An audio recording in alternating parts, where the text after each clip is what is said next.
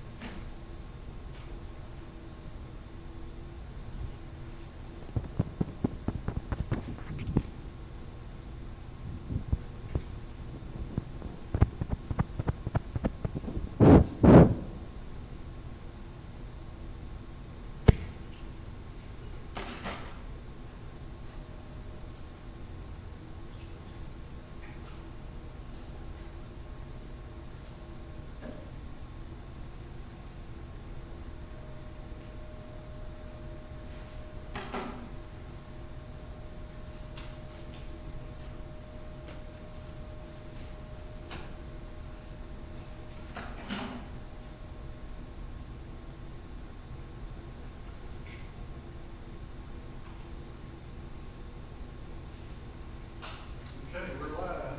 We'll make sure the microphone's turned on. Testing, testing. Good evening. I guess we are on.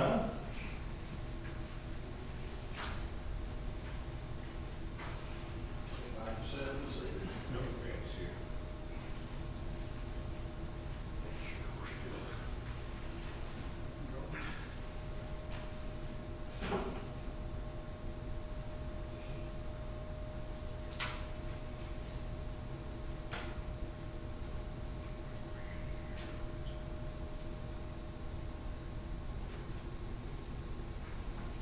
All right, 7:05. We should get cracking here. Thank you for tuning in online. If you are indeed online, I see there's a few people watching, but I can't see who. Welcome to Highway 30 Wednesday night Bible class. Charles, Eddie, and I are here. Betty is outside, I guess, but Yes, you business with Betty will be in here in a minute.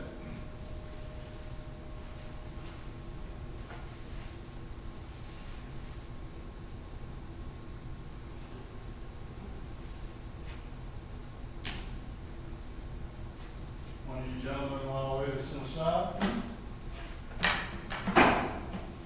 Do a duet, Eddie. You're welcome. I would hesitate because it's, yeah, there's only three of us. You want to do a song or just want to get started with a word of prayer? Let's do a word of prayer. Okay. I mean, we can sing it, but. Eddie, how about leading a word of prayer? Eddie's going to lead us in a word of prayer. Okay. Yeah. That's okay. Let's pray. Our Father and God in heaven, we thank you so much for giving us this day. And we thank you so much for your care. We need you, dear God, in our lives, and we just thank you so much for the rework in our lives. And we ask that you be the ones that are on our prayer list. And ask that you be the Solomon family, dear God, strengthen them, dear God, in ways that only you can. People on our prayer list, everybody that are there.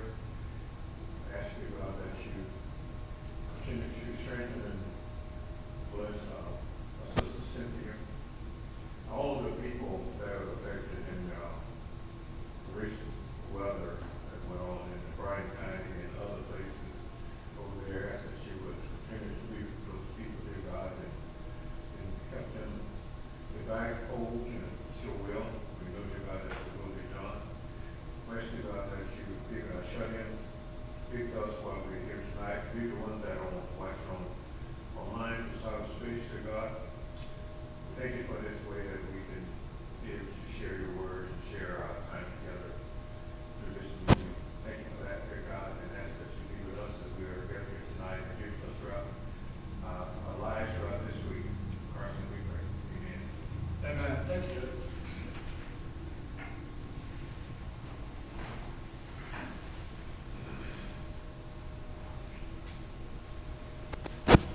All right, we are in Genesis 19.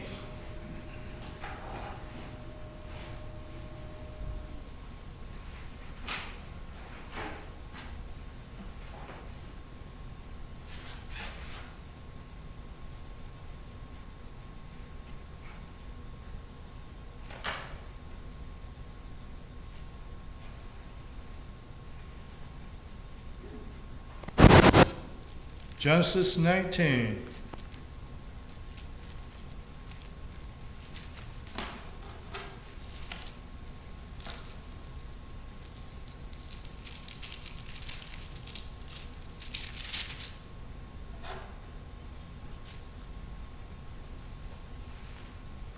Lord and the two angels stopped by Abraham on the way to Sodom and Gomorrah. Last week we were talking about the famous discussion Abraham had where he's challenging God. And again, I think that is another one of those characteristics of Abraham that we should all emulate, which is, I don't naturally accuse people I don't know of being evil. You're going to have to give me a reason to.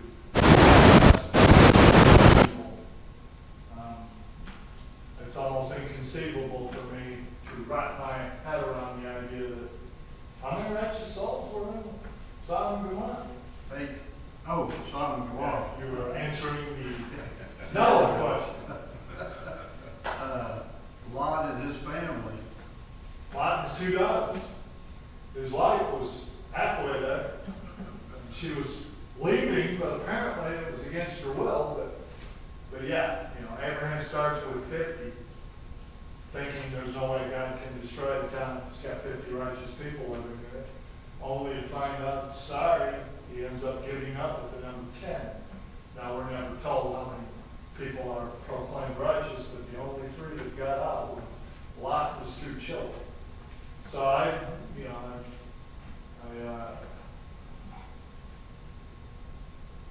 am impressed by Abraham's character, because that's not the way some people roll. Some people are just the opposite. They're suspicious and quick to jump to evil conclusions about people even though they don't know. I think I prefer to be like Abraham, which is, anything against them, why should I look down upon them? Well, God starts giving you some good reasons why they are a very unrighteous city, town, deserving of judgment. Well, then I would certainly adhere to that. But I'm not going to offer it up when I don't know that. And Abraham really couldn't get his mind around the fact that Sodom, Gomorrah, Admah, and Zebulun were really that wicked. There simply was no one there. One of the passages speaking of Genesis, or the flood, I should say, one of the passages I still, 25 years later, have trouble getting my mind around. The man's heart was evil, and he thought about evil continually. The entire world was like that. That's kind of hard to get your mind around it. You got one family, Lot, or Noah and his family.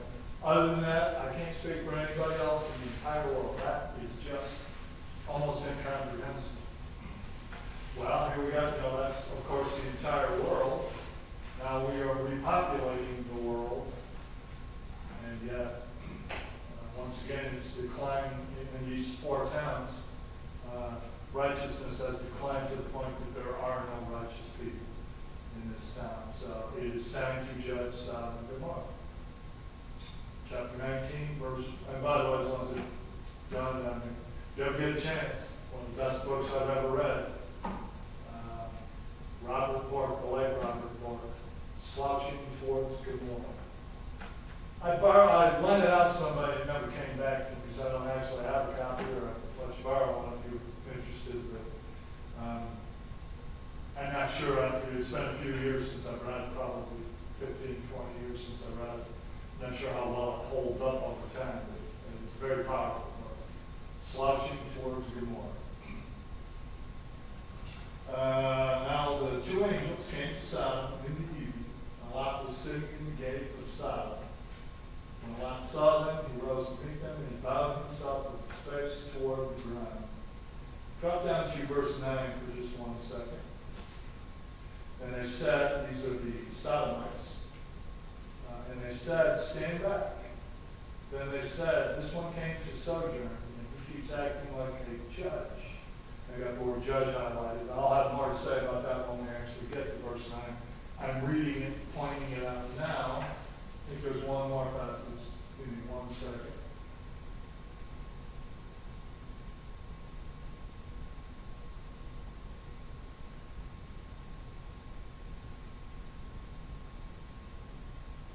And I don't see it off the top of my head. We will run into it and I'll point it out again. But the point I'm making here is he's sitting in the gate and sodomites look at him as though Lot thinks he's a judge, which causes some people to think that Lot had gotten a certain level of authority or respect and responsibility. In the ancient city's gates is where all the activity took place. Entertainment, market, judge, they would see cases, that kind of place.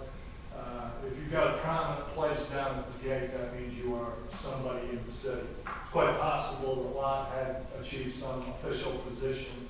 And if you think about it, it probably makes sense. Not everybody agrees. I think you might be reading a little bit, or I might be reading a little bit too much into it. But, one of the things that occurs to me, though, is we may, even unrighteous people, when they think about, one day I might need to go to court. Even unrighteous people hope the judge is righteous. Yeah. They're still hoping the judge is righteous. So if I've got anything to say about who's going to be the judge around here, and we do, we can vote. But I vote for him because I think I'll get my case will be heard fairly if I'm in front of him. So even though Sodom and Gomorrah is as wicked as it is, there is a little bit of evidence there that perhaps Lot had achieved a position of prominence. And in verse 9, when they said this guy keeps acting as a judge, they might actually mean more than just he looks down on our behavior, but that he has an official position. So anyways, I tend to believe they're probably onto something there, although I don't know that for a fact. But he's certainly in the gate, and as he is in the gate, he sees the two angels who are in human form. Verse 2 said to them, "Hear now, my lords, please turn into your servant's house, spend the night, wash your feet. Then you may rise early and go your way." And they said, "No, but we will spend the night in the open square." One scholar I read about that passage said something I had never really thought of. Let's read it again slowly. And he said, "Hear now, my lords, please turn into your servant's house." And here's the phrase he jumped at. "Spend the night and wash your feet, and then you may rise and go on your way." Shouldn't it be the other way around? Wash your feet and spend the night? Now, Betty's making, yeah, go ahead, Chuck. Just a text that with both mics on your label of that one, you're getting some feedback. I was waiting for actual feedback in the building, folks, and we're not getting any here, so I thought I was doing well. I just turned the lapel mic off, hopefully that'll help. And whoever texted Charles, if it helped, let him know. Mike, text Charles, if that just helped, let Charles know. Because if it didn't, I'll do the reverse. I'll turn that one off and turn this one on, see if that helps. But anyway, the point being, ancient times, once again, when it comes to hospitality, to get strangers to your house, what's the first thing you're supposed to do? They kept it right at the door, supposed to wash their feet. Well, why is Lot not washing their feet to begin with? And the theory is, because that's how wicked the Sodomites were. People walking around in sandals in an arid country, you can tell where they've had their feet washed or not. Makes me want to tell you a story, but it's got nothing to do with what we're dealing with. I might tell you anyway, but just one of those stories came and got there. Why not wash their feet when they first got there? Because if anybody sees that they're there, he wants it to look like they just got there. Just washed their feet. If he washed their feet at first, then it would imply that they've been there a while. And the point that he's making, I'm not sure if I believe it, but it was kind of an interesting thought. The point that he's making is Lot wants it to make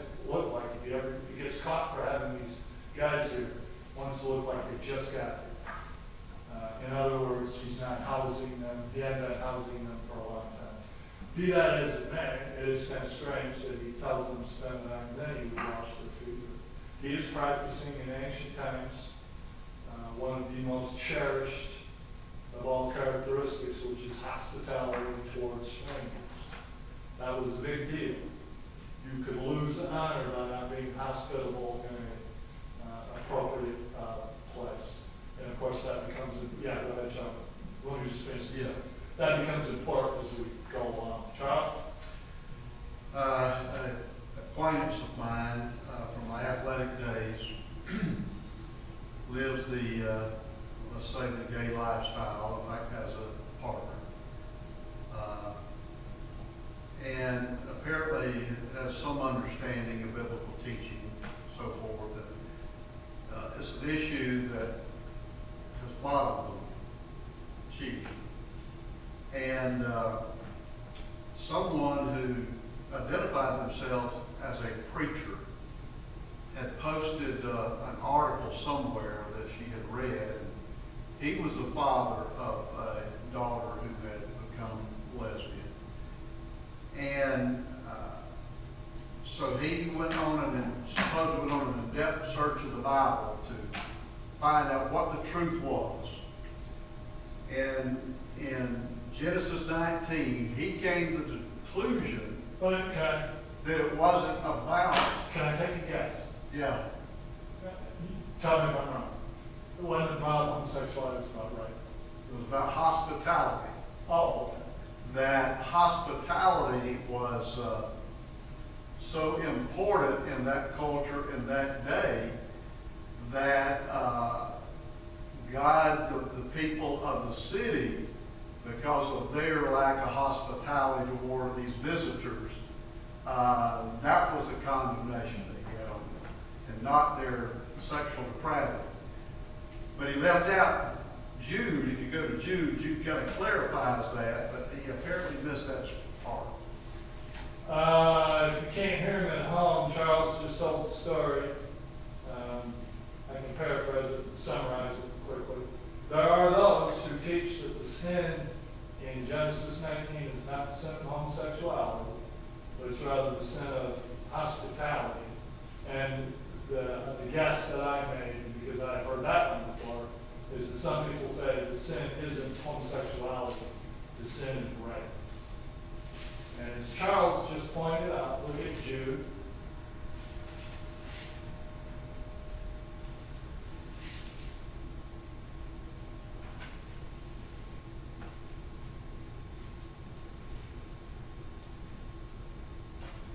Jude, obviously one chapter, verse 5. But I want you to remind you, though you once knew this, that the Lord, having saved the people out of the land of Egypt, afterward destroyed those who did not believe. The angels who did not keep their proper domain, but left their own habitation. He has reserved in everlasting chains under darkness for the judgment of the great day, as Sodom and Gomorrah and the cities around them in a similar manner to these, having given themselves over to sexual immorality and gone after strange flesh, are set forth as an example, suffering the vengeance of eternal fire. Whether it's the argument that Charles just pointed out about the lack of hospitality, or whether it's the accusation as well, Sodom and Gomorrah is not about homosexuality, it's about rape. Remember what Jude said. Jude's pretty clear about why God judged them. Went after strange flesh, immoral, unnatural. What Paul called homosexuality in Romans chapter 1. But let's look at Romans chapter 1. I was going to do it when we actually got down to those passages, Charles. You just kick-started. I'm sorry. No. You just kick-started the class. But everybody in this class is familiar with what's not happened to Sodom and Gomorrah, so we can go ahead and make this argument right now. There's another thing you want to remember. Do people who have degrees, preachers, theological graduates, whatever, that are homosexual, or let me start that sentence over. You would think somebody with a degree in Bible, whatever capacity, a degree in Bible, would be honest, wouldn't lie to you. I was watching a guy on Today's Show. Something happened, it was like 20 years ago. Something happened that put the homosexual issue on the table. So the Today Show, of course, brings this preacher in, he's got a collar on, homosexual. And he said what I just said, that in Sodom and Gomorrah, the real sin was rape. And he said, besides that, there's only one other passage that even talks about homosexuality. And I was listening closely, and he didn't even say about it. He said it was in Leviticus. He did not quote chapter and verse. He said there's only one other passage in Leviticus that even talks about homosexuality. He did not quote it nor tell you what it said.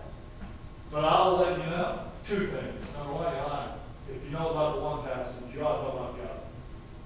Leviticus 18:20, man lies with a male as with a female. It is an abomination. Chapter 20, verse 13, abomination worthy of death.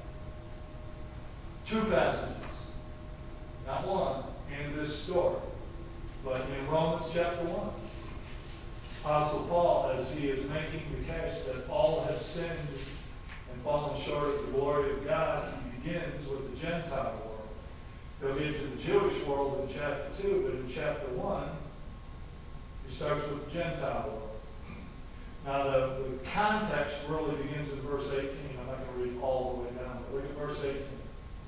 The wrath of God is revealed from heaven against all ungodliness and unrighteousness of men who suppress the truth in unrighteousness. What does it mean to suppress the truth? You withhold it as one way of suppressing it, where you, And if you want to know how it works in the media, here's how it works. What was the kid's name? I think it was Shelly, out in Wyoming. They got beat up in the bar because supposedly he hit on a couple of guys in the bar who were straight and offended. And so they took him out and tied him to a fence or something. I think they dragged him down the street or something. It was atrocious. Absolutely atrocious. And of course, the claim was that they did it simply because they hate homosexuals. Well, I didn't look into the case well enough to know just exactly all that went down, but it doesn't matter. That's your reaction to being hit on by a gay person in a bar. Something seriously wrong with you. Here's my only point. That's on every newspaper in America. When a homosexual goes ballistic, did you read about it? No, because stories like that don't fit the narrative that we're writing. We are not going to put a homosexual, or if the case is so big that they actually have to report it, you know, and you won't find out when you read the article that he was a homosexual. It was motivated by homosexuality. You don't learn things like that because the press is interested in driving the narrative, and guess what they do? They're real good at it. Suppress the truth and unrighteousness. I'll give you a great quote from the book Screwtape Letters from C.S. Lewis. One of the things I like about the Screwtape Letters is Lewis is writing from Satan's point of view. And Lewis is brilliant. And he makes some incredible observations. You know, one of the things he says in the book? He says, it's amazing how many people think that Satan works by teaching people. He said, our best work is done by what we keep out of people's minds. Stuff we never let them see. And one of the things that the world will never let you see is, generally speaking, things that surround the homosexual lifestyle. They're going to hide it from you because they don't really want you to know about it. And I'll make that point a little clearer in the end, but let's go ahead and read. Some people suppress the truth and unrighteousness. Now, of course, Paul's talking in a general sense, and I'm narrowing it down to homosexuality here. But Paul's being more general. But anyways, back down to verse 24. Therefore God also gave them up to uncleanness in the lust of their heart, and just look at some of the phrases Paul uses, to dishonor their bodies among themselves, who exchanged the truth of God for the lie, worship and serve the Creator, the creature rather than the Creator, who is blessed forever. Amen. For this reason, God gave them up to vile passions, for even their women exchanged thee, and I've got natural, got that highlight, exchanged the natural use for what is against nature. Likewise, the men leaving the natural use of the woman burned in their lust for one another, men with men committing what is shameful, and receiving in themselves the penalty of their error, which was due. And even as they did not like to retain God in their knowledge, God gave them over to a debased mind to do those things which are not fit. And then he gives us an incredible list of the evil world that we live in. But notice the descriptions he uses for homosexual behavior. It's against nature and it's shameful. And what do you think the phrase, I'll tell you the phrase that really gets my attention is, right at the end of verse 27, and receiving in themselves the penalty of their error, which was due. Meaning that means. I saw a meme, the kind of meme that I chuckled, but man, how true that is. It was a guy, it was a prostitute standing on the corner, and a guy there just about to proposition her. And there was a doctor with a syringe standing next to her, and the caption said, "Those who purchase this also purchase this." Yeah. The penalty of how do you say it in verse 27? Penalty of the error which was due. Thing I find myself saying from time to time. What sexually transmitted disease exclusively hits faithful husbands and wives? Is there a sexually transmitted disease that only strikes faithful husbands and wives? No, it's just the opposite. It's the promiscuous that are in trouble. And I don't know if you watched just in the timeline of my life, and you guys are a little bit older than I'm much. So, timeline of our lives. You know, when I was younger, the subject would come up, what would I hear? Better be careful. You'll end up at the doctor who's got a syringe and a lecture for you.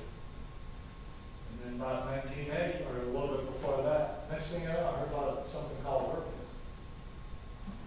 What's herpes? You get it, and there is no shot for you. And you'll have it for the rest of your life. And then by 1980, what happens? So everybody else. You get it, and back then, pack your bags. Now we have some treatments that people that get HIV can now manage it. But still, you would think that the error for the penalty for the error that's due to them, that society would wake up. But anyways, I was listening to a talk show host. I didn't really like her that much, but used to listen to her once in a while. But, she had a nationally syndicated radio show. And she was an interesting woman, born in a Christian atmosphere, let's put it that way. The guy she married was a faithful Jew, and she became a Jew.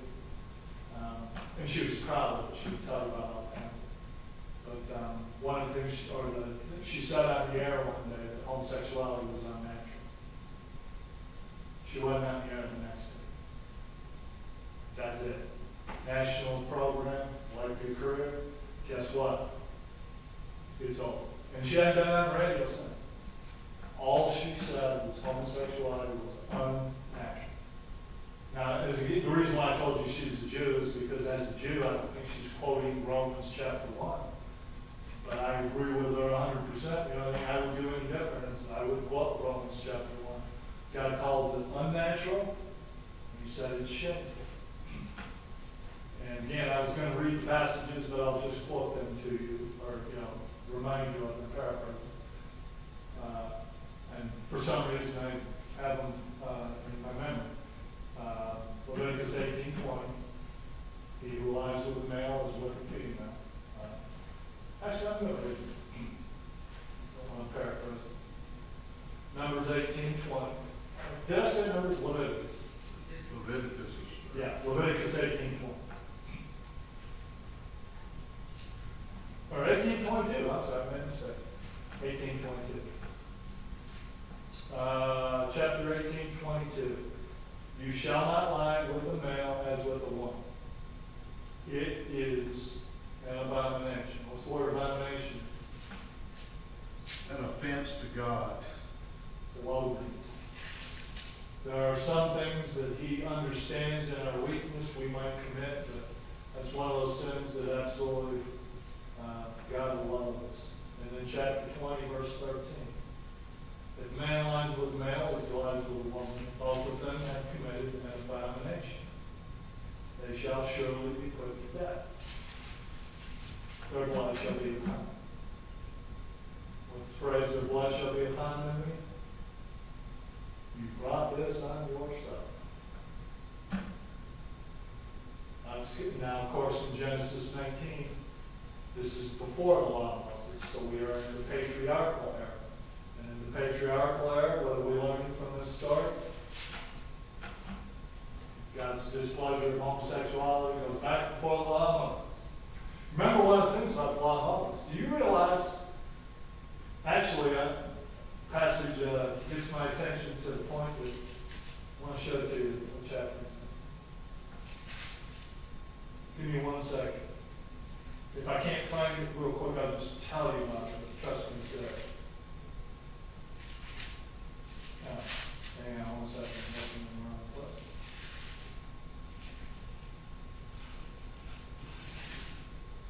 But you know, some profound things changed with the law of Moses.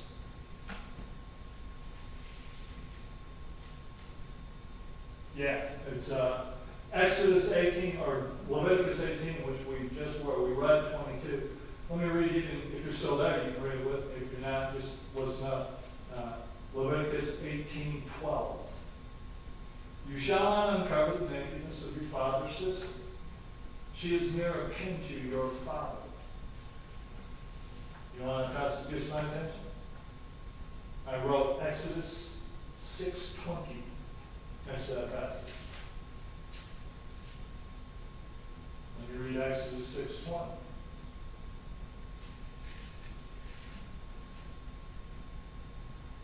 Exodus 6:20 says, Now Amram took for himself Jochebed, his father's sister, as wife. And she bore him Aaron, Moses, and years of the life of Amram were 137 years old. Do you know what we just noticed? Who wrote the book of Leviticus? Moses. You know, you just said that. Oh, by the way, my parents' marriage, sinful. Wasn't sinful when they did it, but now it is. And the point I'm trying to make here, the only point I'm trying to drive home here is that notice that some relationships that were okay before the law of Moses, for instance, your father marrying his, what is that? Shall not uncover the nakedness of your father's sister, his aunt. That relationship was okay when Amram and Jochebed did it. They weren't sinning. That was okay. But the law of Moses changed that. And of course, I just find it ironic that Moses just condemned his own parents' marriage in a sense.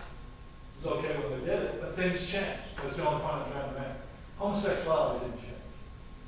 The book of Genesis is written before the law of Moses. Well, about times before the law of Moses. And so here's God's opinion about homosexuality at the time of Abraham. He's just as displeased with it as he is at the time of Paul writing Romans. Charles? It's interesting reading Leviticus 20 is almost a narrative of what you hear reading the papers and the news today. Of all these things, not just the homeless. And has been almost like a domino of people coming out of the woodwork with all sorts of vile and things that are unspeakable almost. No, unspeakable. To my shame. Sometimes you get, you make assumptions you shouldn't make. I have somebody in my family has a child, be my great, well, she started out my great nephew. after now, supposedly is my great niece. And by following it home, you need a Venn diagram, you get what I'm saying? A family member that had a child, born a boy, that is now presenting themselves to the world as a girl. So the point I'm trying to make is, I have very real, hands-on experience with this subject, so I do know how sensitive things like this can be. But that woman that I know that had the child, or has the child, what I did not know was because I knew them so well, it's kind of assumed that I was knew about stuff about homosexuality. And they didn't. And a repentant homosexual, which, by the way, the love of God is the answer to this question. And I'll get to that in a minute. But a homosexual, he's not a member of the Lord's church, and I'm not sure what church he belongs to in the Central Florida area. But he's a repentant homosexual. Still single, comes to all the events by himself. He's the kind of guy that you would see him if you didn't know him, and you would notice he comes to every event, he's always by himself. I wonder about that guy. Well, guess what? You'd be right. That's what he used to be, a homosexual. But he repented. Now he still lives a single lifestyle. He's not the least bit interested in getting married. But because he loves God, he does not practice homosexuality. And he's the one that read Leviticus to my, actually it's my niece. He read Leviticus to my niece. And when she read those passages, that's the first time in her life she'd been confronted with what the Bible actually says about homosexuality. And what I mean to my shame is, I'm a preacher. I'm supposed to be the one that reads those passages or shows you those passages. This kind of assumed she knew that, and she did not. What did we just read in Romans chapter 1? Some people suppress the truth in unrighteousness. Don't assume people know anything about what the Bible says about homosexuality. I did. Blew up in my face.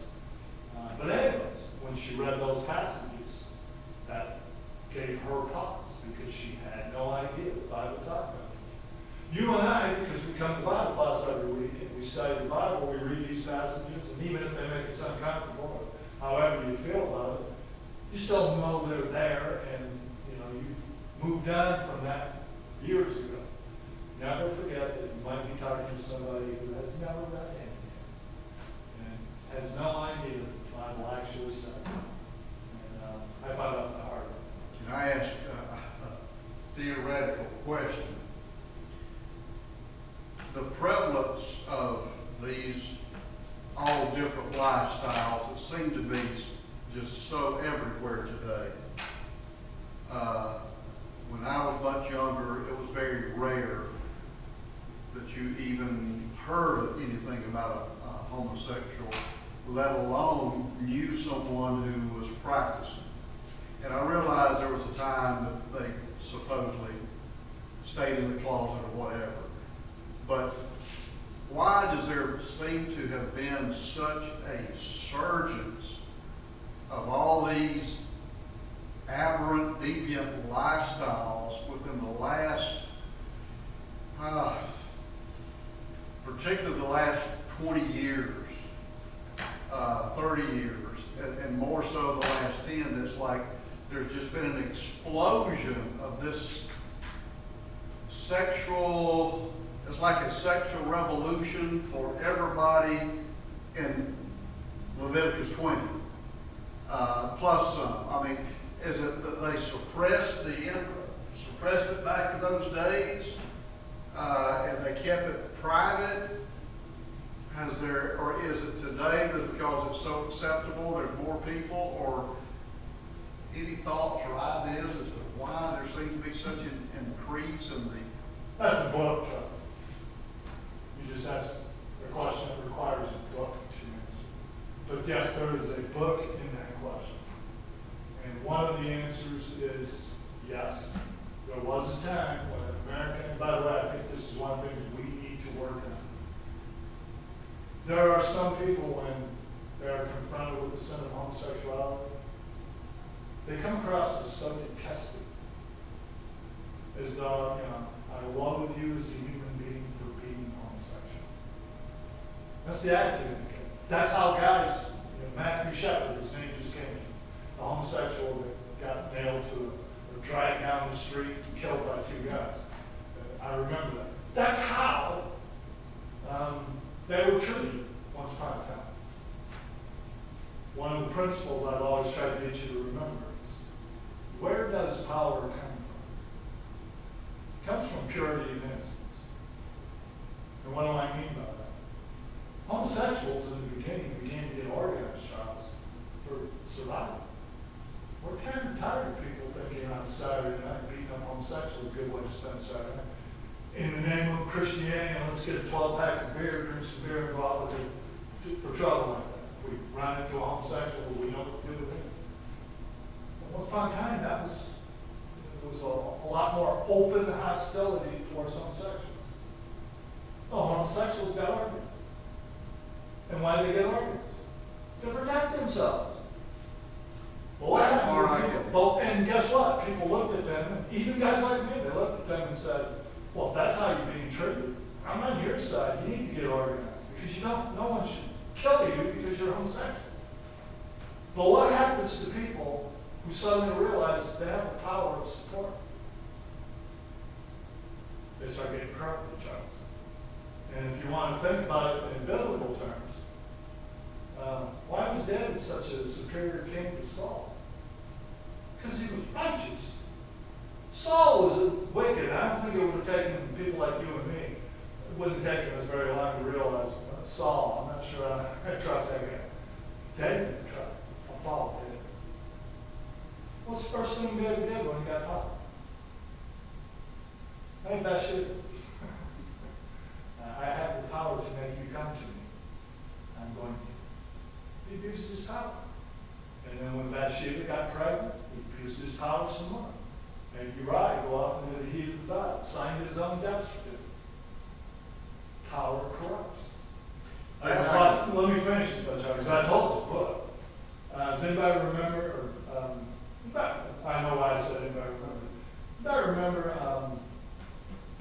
what's her name? She got a talk show in the afternoons. Ellen DeGeneres. Anybody ever see Ellen DeGeneres' stand-up routines before she came out of the closet? Brilliantly funny, and he wasn't dirty. I used to watch her and think, that's one of the best comedians in America right there. Then she got a TV show.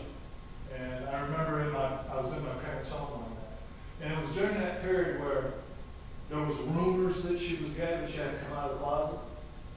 And it cracked me up. I'm in the home with my parents. And the Ellen DeGeneres shows on, and my parents are having that conversation. Yeah, I heard rumors she might be gay. I wonder if it's true. Nah, it can't be true. That's the way they were talking. Well, in the episode, Ellen walks into her room, and over her bed is a picture of Katie Lang. Anybody know who Katie Lang is? Good. An excellent musician, but she's also gay as well. And I'm like, yeah, she's gay about that. Here's the point of bringing up Ellen DeGeneres. She presents well to the public. She's articulate. She's professional, and that she knows how to present an image. When a person like Ellen DeGeneres stands up in the microphone and says, hey, America, people like me are being persecuted, our hearts break for them, because even though we disagree with homosexuality, we don't think they should be persecuted. We think the gospel should be preached to them, and hopefully they'll repent, but we're not going to persecute you. Ellen DeGeneres strikes a sympathetic figure. Does anybody know who's standing behind her that you can't see? Anybody ever heard of the North American Man and Boy Love Association? NAMBLA? Think it's perfectly legitimate for grown men to have intercourse with boys? They're standing right behind her. The homosexual agenda is behind her. She and people like her, I'm not picking on Ellen DeGeneres, she's not the only one. But they know who they can put out in public that will make a great presentation, Charles. Meanwhile, the people that agree and are trying to take our country right to what we haven't got to yet. And what haven't we got to yet? Sodomites are demanding that you bring these men out that we know of.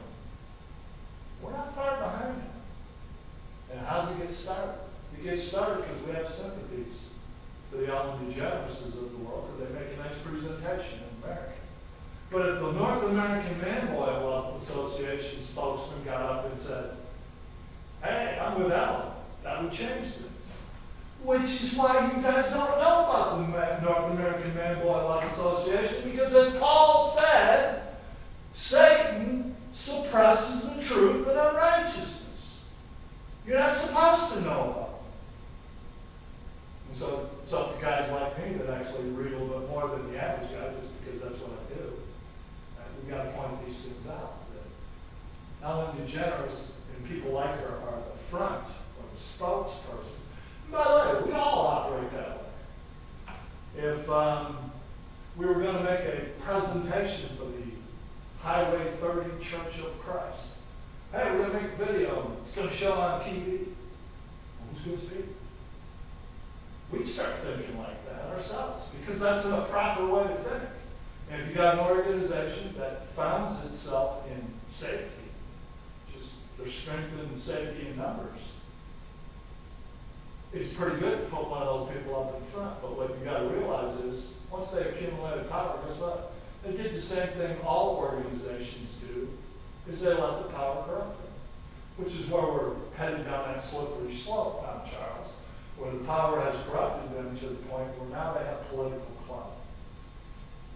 How much political clout do they have? You just put, we just put a Supreme Court nominee on the court who cannot say, or who cannot say what the definition of a woman is. Anybody see that? And I asked her point blank, can you define a woman? And she said no. You're on the Supreme Court, you can't define a woman? Now, the answer to that is, or if you want to read between the lines, of course she knows what a woman is. But she also knows she's in trouble if she said it. That's the world we're living in, Charles. Power will always corrupt. And I grew up in Flint, Michigan. Everybody in Flint, Michigan is a Democrat. Everybody in Flint, Michigan thinks the UAW is the greatest. You know why they think the UAW is the greatest? Because back in the 1930s, and I agree with them, I wouldn't want to work in General Motors factory. Treated like slaves. Wouldn't want to get any part of that. So what they did, they sat down. And then violence came against them. And America has sympathy for people getting abused for reasons like that. So the next thing you know, the UAW has power. I grew up in the second generation. You know what I noticed about the second generation? The UAW became just as corrupt as the corporation they claimed to hate. I heard this quote on TV one day, don't forget. Flint, Michigan, you know, always talking about the auto industry because it was legal. The entire time of my youth and early manhood, they were checking out of Flint, Michigan. Flint, Michigan used to be one of the best towns in America. Then the auto industry moved out. And one of the reasons is because of the tension between General Motors and the UAW. And somebody asked a union rep one time who was on TV this question. He said, how much? How much does General Motors have to give you before you'll say, that's enough, we're doing okay over here. Let's get back to work. You know what his answer was? It's a true answer and a sad answer. He said, and I quote, you can take everything the General Motors ever gave its employees without a fight, you put it on the head of the pin. That's both true and sad beyond belief. Because you know what's sad about it? It shows the UAW thinks General Motors is the enemy. And General Motors thinks the UAW is the enemy. I don't know about you guys, but I want to live in a world where the owner of the company actually does treat his employees like family. Now, depending on how much money we generate around here, I may not be able to pay you what you're worth, and you may leave me because I can't. But while you're here, I care about you. I care about your family. I care about your kid's soccer game that you want to go to. I might not let you be able to go because now I got to have more widgets tonight or the company is in trouble. And you know what I want? I want the guy whose kids got a soccer game to actually care about my business. Isn't that the world you want to live in? Where we actually are all rooting for the same thing? I want my company to do well. I want my employees to do well. But what do we create? I hate my employer. Oh yeah? Well, we hate you right now. That's the world I live in. I don't think much of the UAW, to be quite honest with you, because my father was a foreman for the on the line, and he hated the UAW because people would show up on his job drunk. He couldn't fire them. He would write the paperwork up, but that guy's going to be back tomorrow. I mean, you know, he had willpower. You could suspend him for a week or whatever. But you're not getting rid of this guy. And I don't care how egregious his sins are, UAW is going to come in and fight for him. And I grew up and all my peers were in the shop. And you know what I know? I don't want to buy a car they made. Friend of mine, very close friend of mine, he worked, he spent his life at AC Spark Club.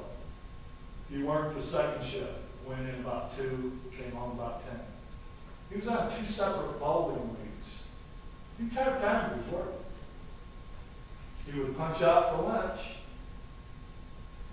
And he had a friend punch him back in an hour later while he's at the bowling alley. That's who's building your cars, America. And the whole time they're doing it. What are they saying about the employer? Serves them right. Killing me over here.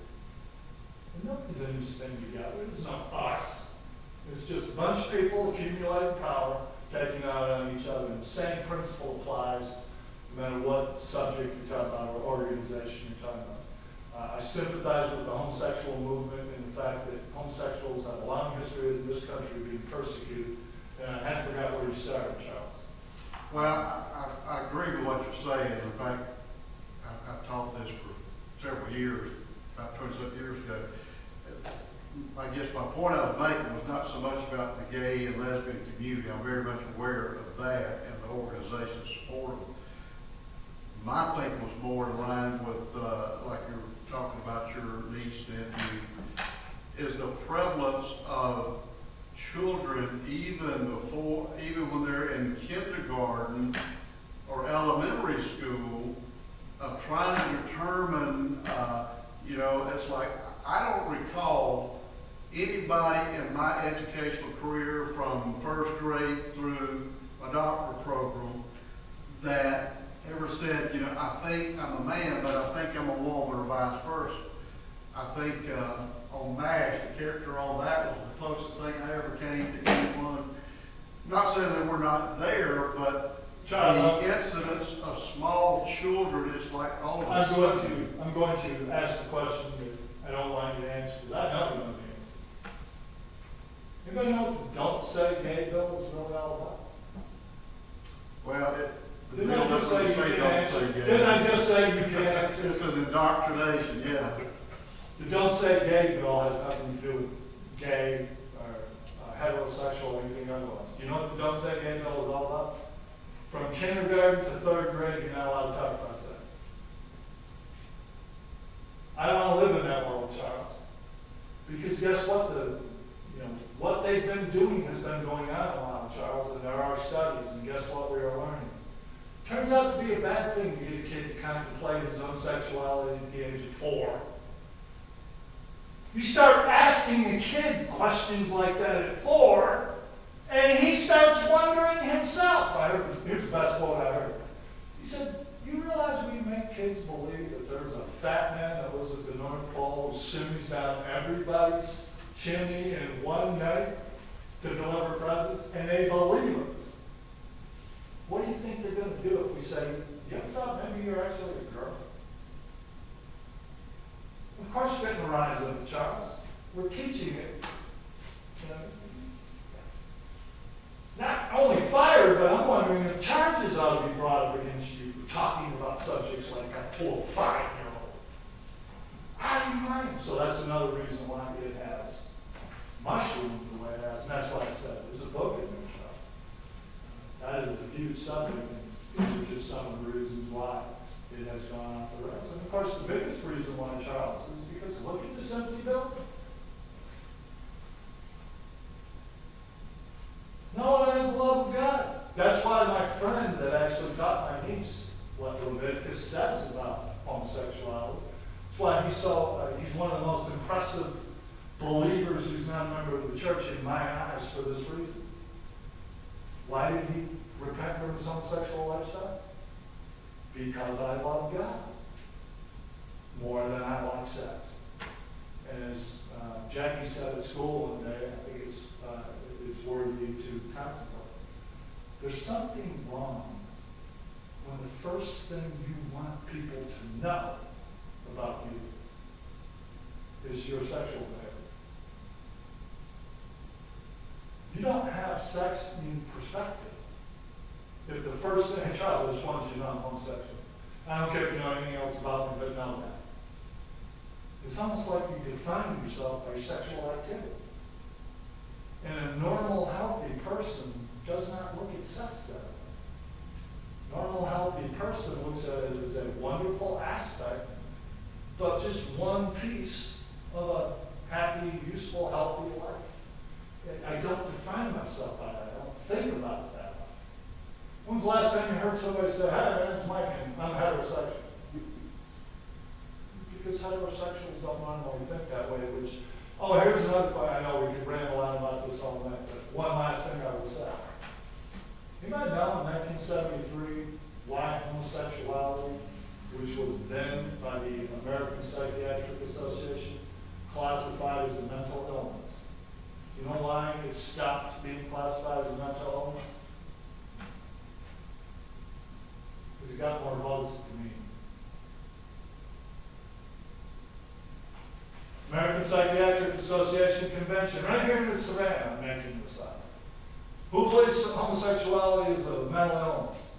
1, 2, 3, 4. Who believes homosexuality is not a mental illness? 1, 2, 3, 4, 5. Boom! The vote has been cast. That's how homosexuality came off of the American Psychiatric Association's list of mental illnesses. It got voted on. More psychologists, or psychiatrists and psychologists believed it wasn't than believed it was. That's how it got changed. So, yeah, Charles, but the biggest reason is we are raising people that just don't know God. And we are encouraging them to be expressive and go down roads like that, Charles. I don't even remember when I first started thinking that way. I knew very early on girls are different than boys. They smell better. Right? I remember having a crush in kindergarten. I was in 5th grade. I was a hall monitor. I got to wear the patch, stand out in the hall, do this. There's nothing going on in elementary school. What are you looking for? And I was getting the job. You know what the highlight of my day was? Kindergarten teacher, Miss, and I forget her name. She was beautiful. But she would walk down the hallway, and there was a door she had to push through. And I'd be standing there holding the door, just waiting for the hall. Oh, ain't you cute? I kind of knew early on that I liked girls. But I never even know sex. And sex didn't have anything to do with it. I'm in 5th grade. I don't want somebody teaching me about it. Now that I look back, leave me alone. But we don't leave people alone, Charles. Now we got to come and talk to them about it. Hey, Mike, let's talk. Even if it's not homosexuality, you still got to talk to them about it. I don't need to be talked to. And if I do need to be talked to, it'll be mom and dad that talk to me first. I'm a teacher. But we live in a weird world, Charles. We didn't get very far in the actual text, but we were going to do some of this anyways. Yes, it is a troubled world that we live in.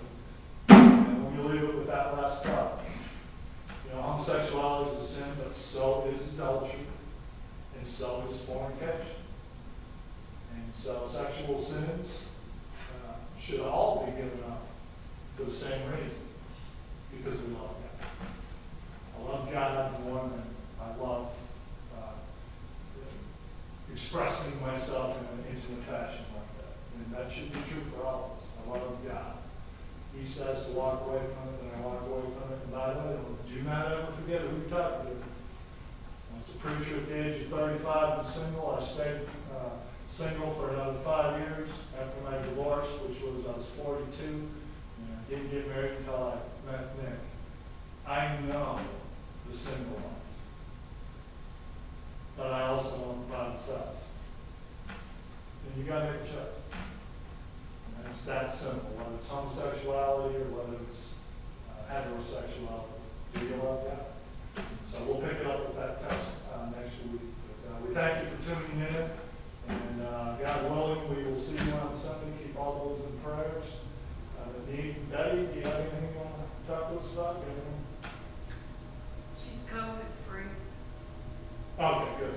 Tell us, Sabrina. Okay. Sabrina is COVID free. That's good news. But anyways, we have much to pray about. So let's go to God in prayer and we'll leave us. Lord God in heaven, we are reading one of the more unpleasant chapters in man's history, the destruction of Sodom and Gomorrah. As unpleasant as the subject is, Father, we do know that these things need to be confronted. We need to talk about it. More particularly, Father, after we work through some of these things, we want to remember that you love and are desirous that all sinners repent and come to you, which includes homosexuals. So before we leave this discussion, Father, help us and give us wisdom to discuss how we might approach them in a proper manner. We'll have more to discuss about that later.